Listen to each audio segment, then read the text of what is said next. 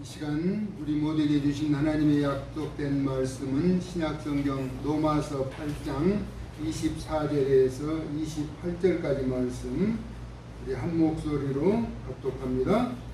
우리가 소망으로 구원을 얻었음에 보이는 소망이 소망이 아니니 보는 것을 누가 바라리요.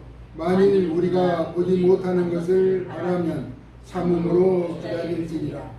이와 같이 성령도 우리의 연약함을 도우시나니 우리는 마땅히 기도할 바를 알지 못하나 오직 성령이 말할 수 없는 탄식으로 우리를 위하여 친히 간구하시느니라. 마음을 살피시는 이가 성령의 생각을 아시나니 이는 성령이 하나님의 뜻대로 성도를 위하여 간구하시니라. 우리가 알거니와 하나님을 사랑하는 자 곧 그의 뜻대로 부르심을 입은 자들에게는 모든 것이 합력하여 선을 이루느니라. 아멘. 합력하여 선을 이루라는 제목입니다.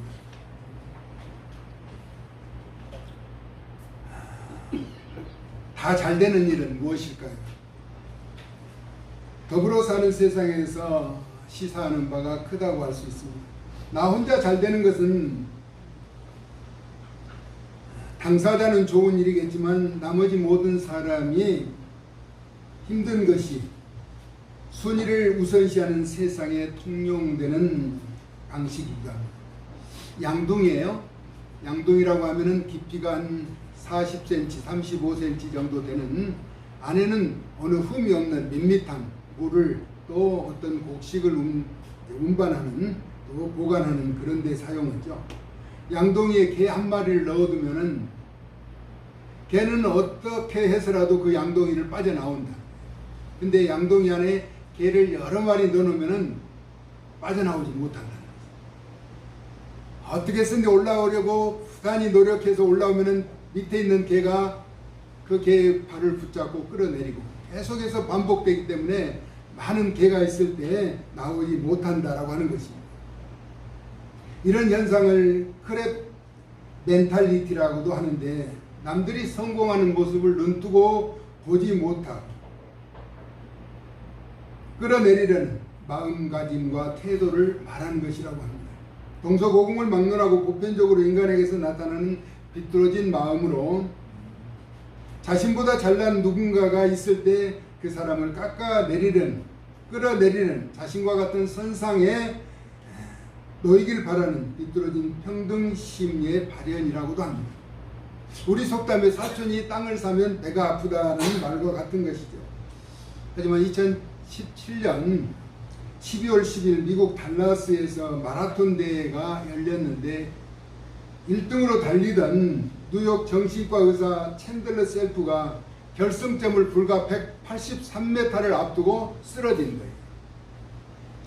2위로 달려오던 17세 여고생 아리아나 루터먼이라고 하는 그 학생이 의식을 잃고 있던 앞서 달렸던 챈들러 셀프를 부축하면서 당신은 할 수 있다라고 격려하면서 결승점까지 동행했다는 충분히 자신이 지금 1등을 할 수 있는 절호의 기회였는데 그 결승점에 가서는 먼저 쓰러져 있던 의사를 부축해서 먼저 그 결승점을 통과하고 자기는 2등으로 통과했다라고 합니다. 이 사실을 보고 많은 사람에게 진정한 승부의 세계를 보여주는 면모를 나타냈다고 합니다. 경쟁이 아닌 상생의 기회를 만들었다고 합니다. 우리는 믿음의 공동체를 이루자 합력하여 선을 이루는 교회 공동체를 연상하게 하는 그런 내용을 내포하고 있는 것 같습니다. 하는 선배님이 이제 이런 내용을 보내주셨는데 요즘 경쟁사에서 상대방이 넘어지면은 그 기회를 이용해서 내가 앞서 갈 수 있는데 그럼에도 불구하고 그를 부축해서 결승선에 먼저 통과하도록 배려하는 그 나이는 어리지만 그 여고생의 마음 상태는 많은 사람의 심금을 올려주죠. 우리는 살아가는 동안 순간순간 모든 것을 선택하고 그 모든 선택의 결과에 책임을 지고 그 결과로 울고 웃게 되는 것이죠. 바른 선택이 좋은 결과이면 웃는 것이고 바르지 못한 선택의 결과로 자기가 합당한 책임을 감내하게 되는 것이라는 것입니다. 그러므로 우리는 길이요 진리요 생명이 되신 예수님과 동행하며 승리와 성공자의 삶을 후회 없도록 살아가야 한다는 것입니다. 왜냐하면 예수님은 완전한 신이시며 완전한 인간이시기에 그 선택의 결과는 진리죠. 언제나 옳으셨기 때문입니다. 그래서 주 안에서 부르심을 받은 자들에게는 모든 것이 합력하여 선을 이루어야 한다고 오늘 본문에서 말씀하고 있습니다. 이와 같은 사실은 믿는 자라면 다 알고 있는 것이죠. 그것은 곧 우리가 하나님을 사랑하기 때문이라는 것입니다.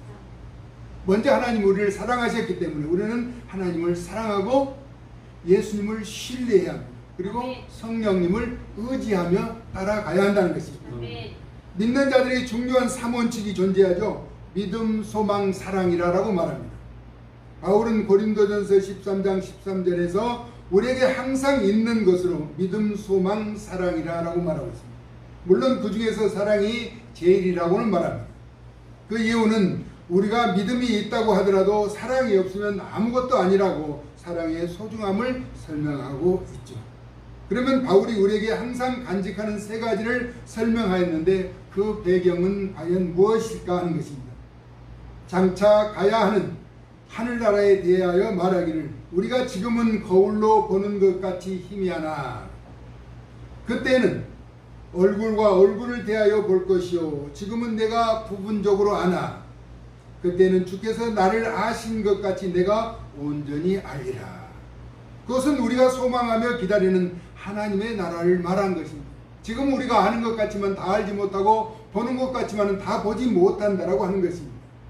본문은 우리가 예수님을 구주로 믿어 소망으로 구원을 얻은 중요한 사실은 보이는 소망으로 구원을 얻은 것이 아니라고 하는 것입니다. 현재는 보이지 않으나 소망하고 기대하는 그 나라를 믿음으로 바라본 것이라는 것입니다. 이에 대해서 히브리서 11장 1절에서 2절 우리가 잘 아는 내용입니다. 믿음은 바라는 것들의 실상이라고 말합니다. 보이지 않는 것들의 증거니 소망의 나라. 아직 보이지 않으나 우리가 소망하며 기다린 나라죠. 선지인들이 이로써 증거를 얻다. 믿음의 앞선 자들이 증거를 얻고 믿음으로 행하여 나아갔다는 것입니다. 이는 믿음의 앞선 자들이 하나도 빠짐없이 의심하지 않았다는 것이죠. 그리고 걸어간 약속의 길이라고 말하고 있습니다. 이에 대해서 히브리서 11장 3절에서는 믿음으로 모든 세계가 하나님의 말씀으로 지어진 줄을 우리가 안다는 것입니다. 보이는 것은 현상, 즉 나타난 것으로 말미암아 된 것이 아니라는 것입니다. 그러므로 우리가 소망 가운데 믿는 것은 그대로 실제한다는 것입니다. 우리가 바라보는 소망의 나라, 하나님 나라는 실제로 존재하고 우리가 예수님과 함께 갈 수 있는 나라, 기다리고 있는 영광의 나라, 놓치지 말고 끝까지 승리할 수 있기를 예수님의 거룩하신 이름으로 축복합니다. 아멘. 우리가 아직 보지 못하는 것을 바라고 소망한다는데 조건이 있습니다. 그것은 첫 번째 참고 기다리는 것이라는 것입니다. 인내에 인내가 필요하다는 말씀입니다. 믿는 자의 참된 기다림에 대해서 갈라디아서 5장 5절에서 6절은 우리가 성령으로 믿음을 따라 의의 소망을 기다리노니 그리스도 예수 안에서는 할례나 무할례나 효력이 없으되 여기서는 유대인의 긍지와 자부심을 나타내는 언약의 증표를 말하지만 효력이 없다라고 말하는 것입니다. 오직 사랑으로서 역사하는 믿음뿐이라고 말씀하는 것이죠. 소망의 그 나라는 분명한 것은 이 땅에서도 이루어지는 것이지만 우리의 육신의 삶의 마지막 순간이 오는 그날까지 기다려야 하는 것이 우리가 반드시 극복해야 하는 과제라고 하는 것입니다.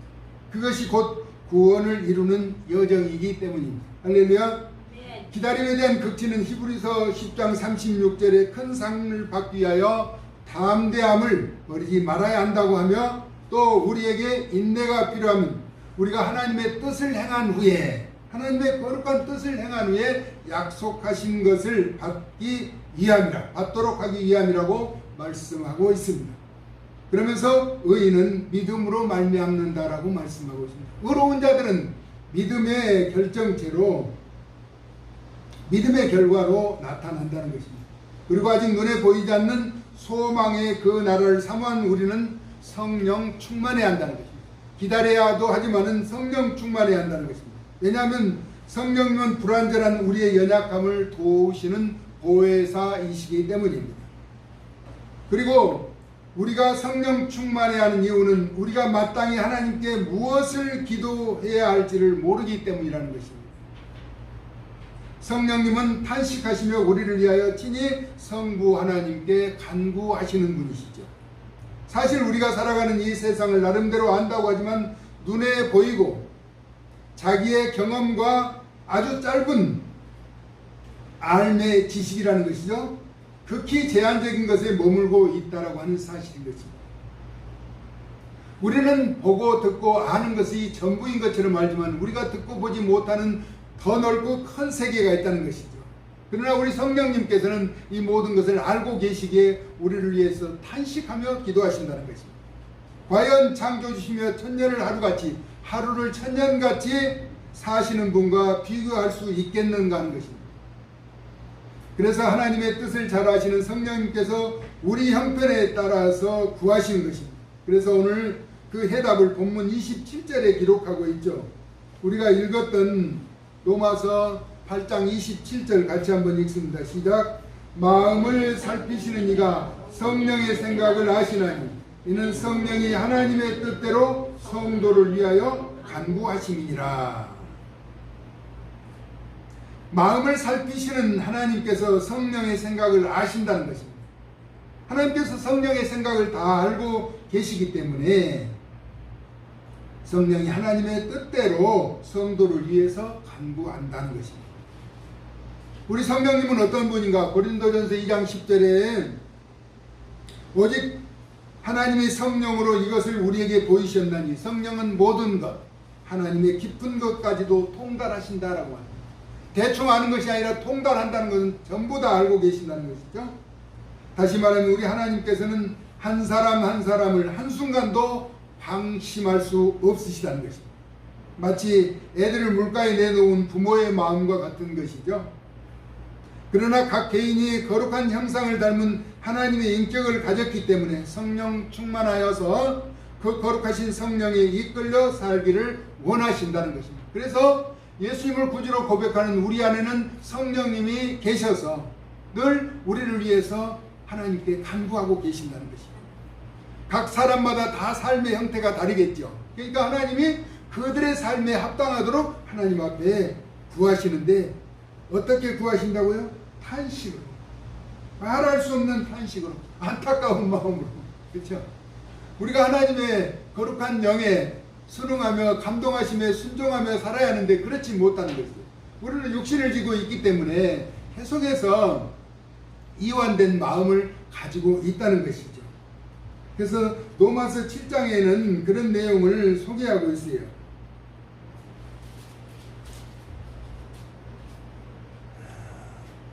로마서 7장 14절에 한 장만 앞으로 넘겨보면은 잠깐 우리가 읽고 넘어갔으면 좋은 그런 내용이 소개되고 있습니다. 로마서 7장 14절부터 25절까지 우리 여러분의 입술로 한번 같이 읽어봅니다. 우리가 율법은 신령한 줄 알거니와 나는 육신에 속하여 죄 아래 팔렸도다. 그러면서 15절에 내가 행하는 것을 내가 알지 못하느니, 자기가 하는 것을 자기가 알지 못한다는 것입니다. 같이 읽습니다. 곧 내가 원하는 것은 행하지 아니하고 도리어 미워하는 것을 행함이라. 만일 내가 원하지 아니하는 그것을 행하면 내가 이로써 율법이 선한 것을 시인하노니 이제는 그것을 행하는 자가 내가 아니요 내 속에 거하는 죄니라 라고 말하고 있습니다. 죄 때문에 그렇다라고 하는 것이죠.